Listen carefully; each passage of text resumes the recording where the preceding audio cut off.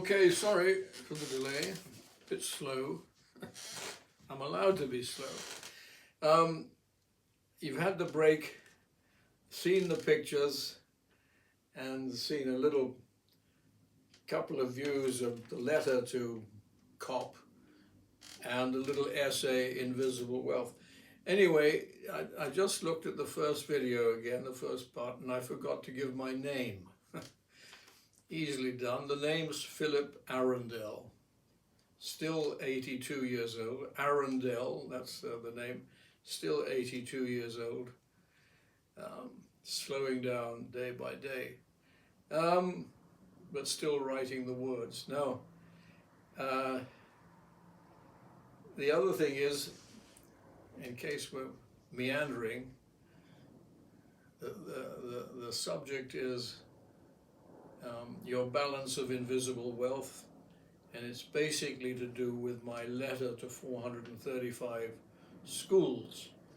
Although in that letter, the COP26 letter comes into play, and the little magazine, Philosophy and Painting, an amateur plays his game, that's me, Invisible Wealth. This is essay number 4 out of 15 that I've completed from the, let's say, 2006 to 2019.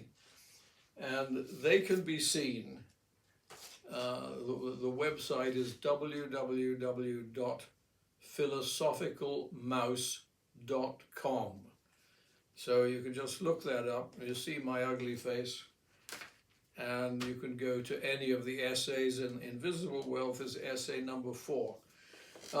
Okay, so we're finishing off here. I was just going to read the last bit of the letter to COP26, which was about invisible wealth. Glasses off again, I'm sorry. Part 2, invisible wealth. This is advice to all the big higher ups, the talkers and everything like that. This is a concept that today's youth might like.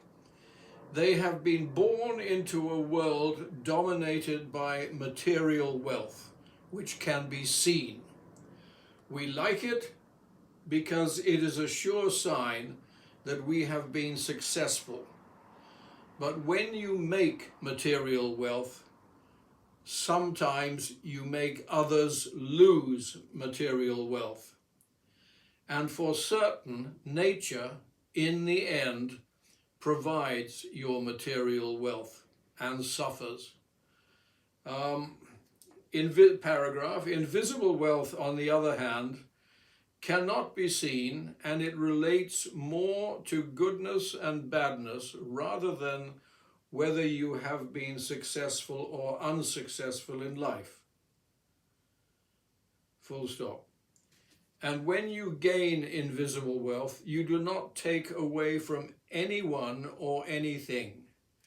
Nature will not suffer, because you gain your invisible wealth by the giving of yourself for the sake of others and other things. The next line is important. The giving of yourself for the sake of nature, hopefully, will be a big part of life in the future.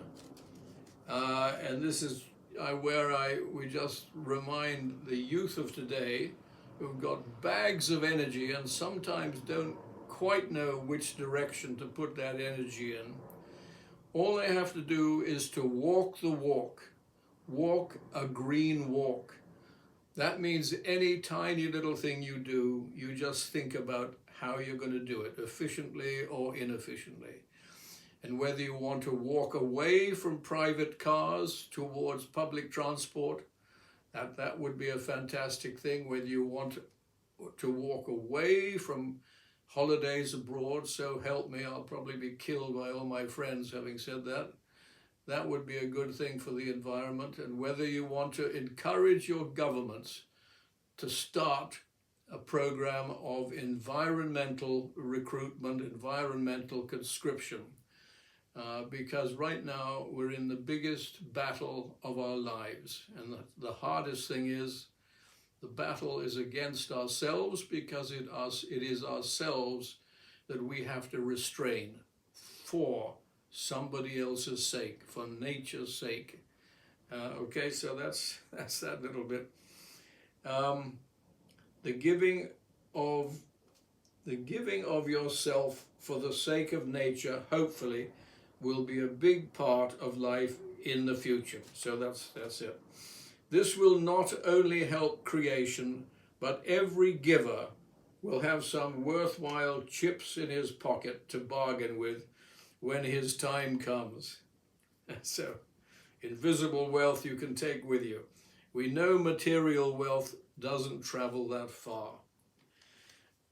You can also gain your invisibles by the knowledge you learn and by the games and hobbies that you participate in, both of which do not take away from nature or anyone else, and yet give you and others a lot of pleasure. The more things you do from within, and the less you have to buy from without, the more rewarding life will be. And I just finally say that painting pictures for me gives me a huge amount of invisible wealth. It's a microcosm of life itself. You go through fear and hope. You use your abilities to the best. You try your hardest. Sometimes you fail and go down. Sometimes you come through with a nice painting. Makes you feel good. And sometimes even your enemies will like what you do. And that gives you even more inner satisfaction or inner invisible wealth. Okay, remember, the biggest things in our lives, whether the world lives or dies, depends on the smallest action taken by the smallest individual from the time he wakes up to the time he goes to bed, because the walkers are the ones that determine everything that happens on earth. Okay, hope you all haven't gone fast asleep, and hope you enjoyed listening. Bye-bye.